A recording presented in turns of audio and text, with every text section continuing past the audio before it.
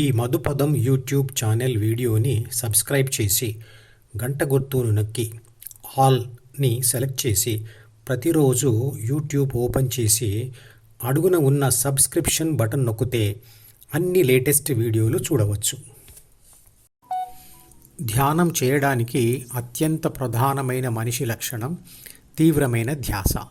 ప్రాథమిక మనసులోని 3 బాధ్యతలు అందరికీ ఒకే రకంగా ఉన్నా 6 గుణాలు మాత్రం ఒక్కొక్కరికి ఒక్కో రకంగా ఉంటాయి. అంతేకాకుండా అవి చుట్టూ ఉన్న పరిస్థితులతో, అంటే తల్లిదండ్రుల, అన్నదమ్ముల, బంధువుల, ఇతరుల ప్రవర్తనతో మారుతుంటాయి. అందువలన వారి ధ్యాస కూడా విభిన్నంగా ఉంటుంది. ధ్యాస తీవ్రత పెంచుకోవడానికి సహస్రార స్పర్శ ధ్యానం ఉపయోగపడుతుంది. సహస్రారం అంటే తల మీద ఉన్న ఒక స్థలం. చంటి పిల్లలకు ఈ భాగం చాలా మెత్తగా ఉండి వయస్సుతో గట్టిపడుతూ ఉంటుంది.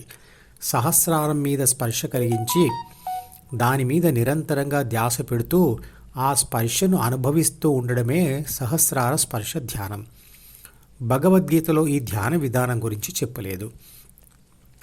ఈ అభ్యాసంతో పాటు పాటించవలసిన ఇతర ధ్యాన నియమాలు ఏమిటి అంటే, 1. వైరాగ్య భావన. మనసులో కోరుకునే కోరికల మీద, ప్రయత్నాల మీద మరియు మాట్లాడే మాటల మీద ఆసక్తిని మరియు వాటి సంఖ్యను తగ్గిస్తూ పోవాలి. అందువల్ల ఒంటరిగా ఉండడానికి సమయం దొరుకుతుంది.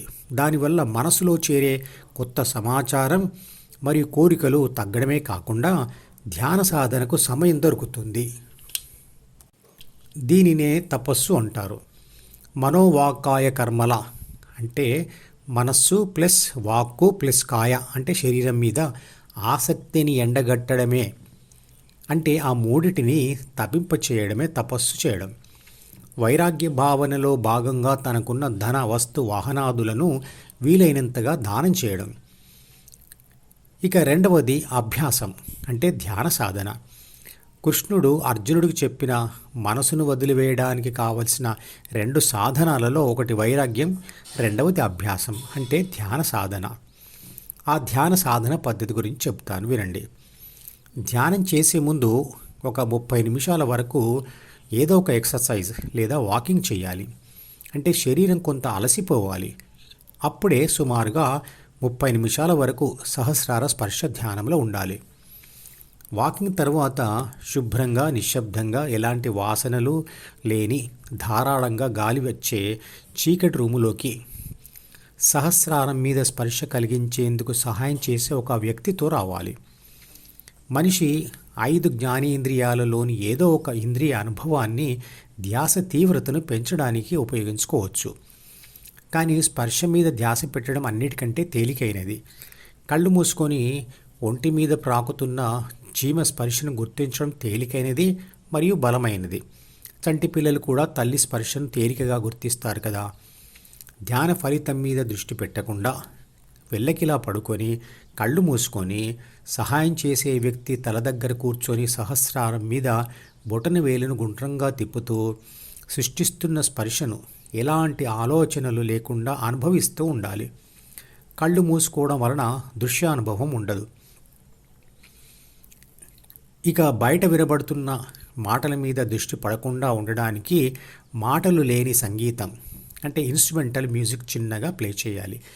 అంటే ఆ మ్యూజిక్ బయటి నాయిస్ క్యాన్సిలేషన్ పరికరంగా ఉపయోగపడుతుంది. అంటే బయటి శబ్దాల అనుభవం ఉండదు. రుచి మరియు వాసన అనుభవాలు కూడా ఉండకూడదు.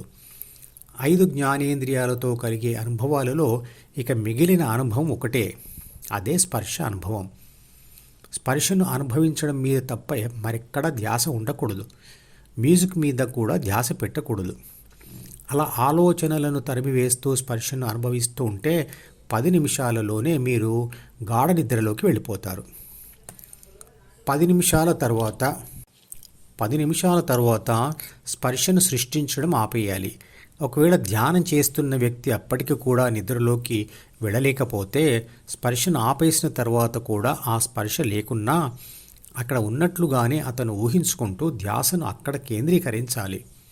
30 నిమిషాల సమయం అయిపోగానే నెమ్మదిగా లేచి కూర్చొని తర్వాత కళ్ళు తెరవాలి. ఇలా సాధన చేస్తూ ఉండాలి.